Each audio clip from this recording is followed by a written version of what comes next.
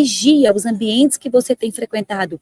Vigia se você está num ambiente de fofoca, se você vê alguém falando mal de alguém, se posiciona. Se posiciona. Uma vez uma menina chegou perto de mim falando mal de outra pessoa. Falando mal não, gente, é porque a pessoa nunca chega falando mal. Ela chega falando assim, aqui, você sabe fulano?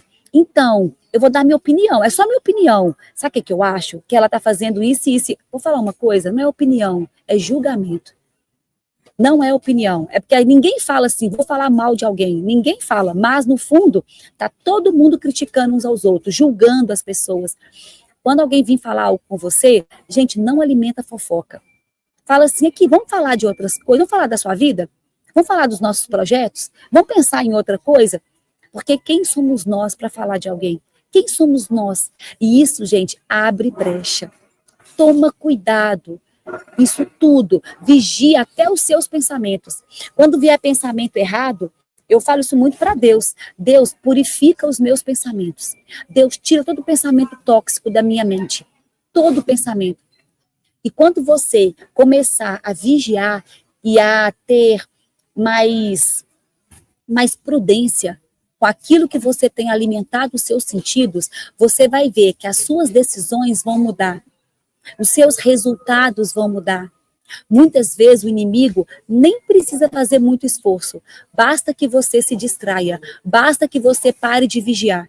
Se você parar de vigiar, já abriu uma brecha. E ele já entrou. Cuidado com aquilo que você alimenta. O inimigo, ele está à espera somente dessa brecha. Com a sua ferida emocional, com a sua distração, com aquilo que está te contaminando. Uma pessoa que está contaminada, a vida dela fica desalinhada, perde o alinhamento. Muito cuidado, aquilo que você vê, o que você ouve, o que você decide, te governa. E o mal, ele se aproxima em silêncio, sorrateiramente, sorrateiramente. Você quer realmente viver algo que vem de Deus? Então vigia. Muitas vezes o nosso maior inimigo somos nós mesmos. São as nossas decisões diárias. E isso Deus tem me exortado mesmo, Deus tem me corrigido. Em tudo que eu tenho feito na vida, se está glorificando o nome dele. Tanto, gente, que eu parei de comer um tanto de coisa. Nossa, as músicas que eu ouço, eu já mudei tudo, né? Então, assim, dificilmente eu escuto uma música do mundo. Dificilmente mesmo. Porque eu já sei o que aquela música carrega. É sutil, mas eu não sou boba, né? Eu não quero... Então, eu já começo... Eu tenho muita prudência, sabe? O que eu estou assistindo? Quando eu vejo algo no meu Instagram, porque de vez em quando aparecem umas coisas assim, eu já bloqueio, eu já tiro, sabe? Eu não quero alimentar o meu coração, alimentar com algo que não vem do céu. Muito cuidado, vigia. O que parece inofensivo pode estar te destruindo. O que parece que não tem nada a ver, pode ser exatamente aí que o inimigo está entrando e atacando a sua vida. Tudo começa em nós. Você tem poder. O poder do Espírito Santo está em você. O inimigo, ele não pode tocar em você se você não dá legalidade, se você não permitir isso. Então, não permita. E como é que você permite? Com aquilo que você tem alimentado, os seus sentidos.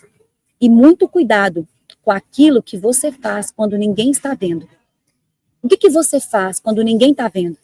Quando não tem plateia, quando não tem câmera, quando está você e você, o que você tem feito? Fica de olho nisso.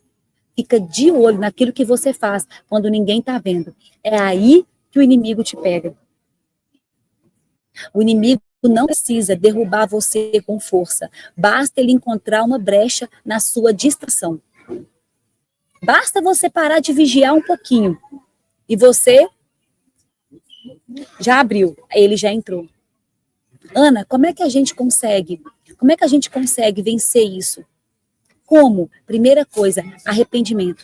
Gente, de verdade, se eu puder dar um conselho para você, de todo o meu coração, viva uma vida de arrependimento. Todos os dias peça perdão a Deus. Todos os dias arrepende dos seus pecados. Até aqueles que você nem sabe, aqueles que estão no oculto, aqueles que você ainda está distraído e não percebeu, os carrapichos que estão grudados nas suas costas, que você não está percebendo. Peça, Deus, eu peço perdão. Deus, eu quero me parecer mais contigo. Deus, eu me arrependo, eu renuncio os meus pecados. Fuja do mal. Lá em Ezequiel está escrito, né? Fujam do mal e não permitam que o pecado cause a queda de vocês. Ana, nós temos que fugir do mal? Sim.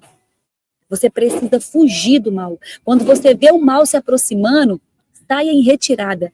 Você não é tão forte assim. Se você ficar fazendo gracinha, né? Como é que tinha aquele ditado? Mexendo o fogo com a vara curta? Como é que é, gente? Tem um ditado que fala, né? Muito cuidado. Fuja do mal, fuja mesmo. Porque nós vamos cair. Você não é tão forte assim. Assim diz o soberano Senhor, eu julgarei vocês segundo suas ações.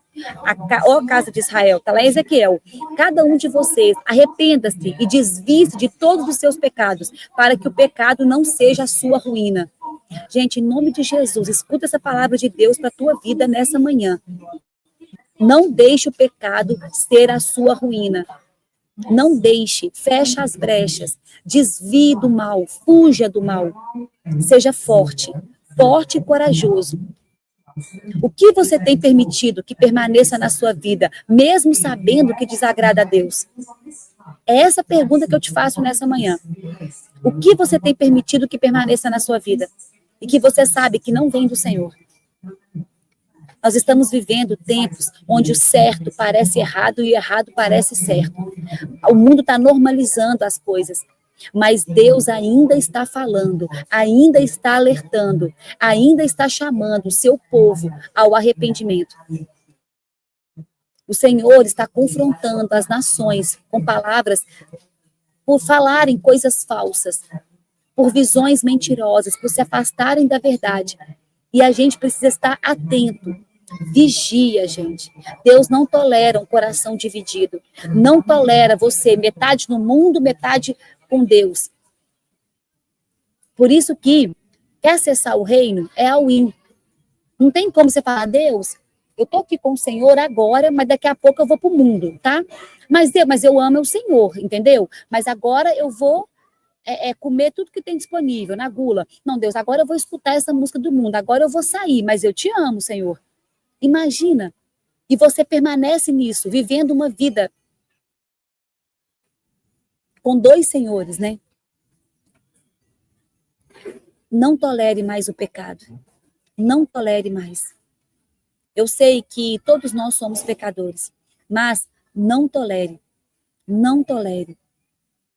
Olha aqui, eu gosto de ouvir pagode. Eu também, Nath, eu amava. Escutava todos os dias. Aí existem pagodes com músicas gospel. Existem pagodes com música de Deus, assim, que a letra não é aquela letra que fala de divórcio, de traição, porque a maioria fala de coisas. Olha a letra, escuta a letra para você ver. Poucos têm letras boas, assim, poucos têm, sabe, algo elevado. Mas dá para você começar a ir mudando, sabe, assim, e vai para os pagodes gospel. E outra coisa, é para isso que Deus nos chama, para renunciar aos nossos prazeres. Aí que está a renúncia. Aí que está. Eu também gosto de muita coisa, mas Deus me pede para renunciar aquilo que é do mundo. E é isso que não é fácil, mas peça ao Senhor a força. Fala, Senhor, eu quero que a sua alegria seja a minha força. Eu quero ter prazer naquilo que o Senhor também tem prazer. Me ajuda a mortificar a minha carne. Me ajuda. Gente, já começou a entrar. Daqui a pouco eu tenho que acabar a live. Essa live está tão boa. Oh, meu Deus. Então, desviem-se de todos os seus pecados, para que o pecado não seja sua ruína. Quem quiser anotar, está em Ezequiel, capítulo 18, versículo 30. Tá? O pecado, gente, não só ofende a Deus, ele corrói a sua alma, ele destrói o propósito de Deus para a tua vida.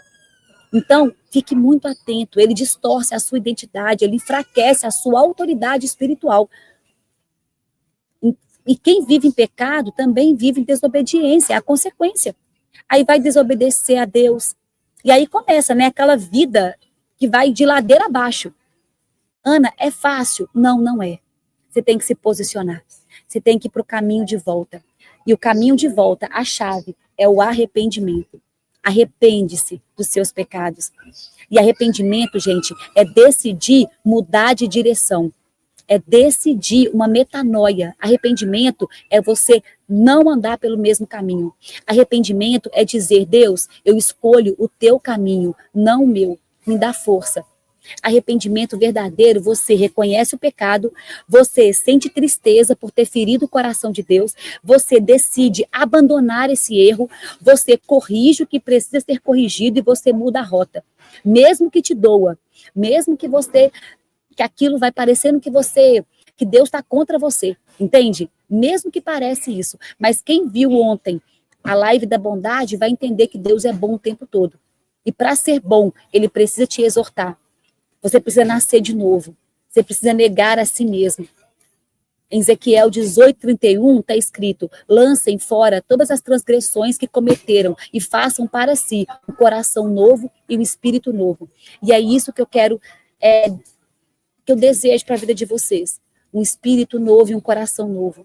Que a gente possa, gente, ter nojo do pecado. Sabe o que é nojo? Sentir nojo. Sabe assim, se arrepender mesmo e fugir do mal. E se a gente cair em pecado, porque nós vamos cair, que a gente se arrependa na hora e não permaneça nisso. E não normalize a mentirinha, não normalize a fofoca, não normalize coisas que parecem que são normais. E a gente se arrependa. Volta para o caminho o mais rápido possível. Gente, eu preciso ir.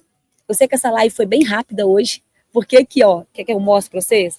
A fila. O pessoal está embarcando já, ó. O pessoal já está embarcando. Então, eu vou embarcar. Estou indo para a Espanha agora.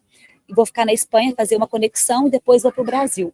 Que Deus abençoe a vida de vocês imensamente.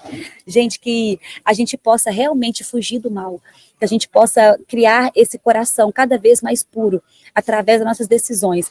E a mensagem é: vigia, vigia, vigia. Que Deus abençoe vocês.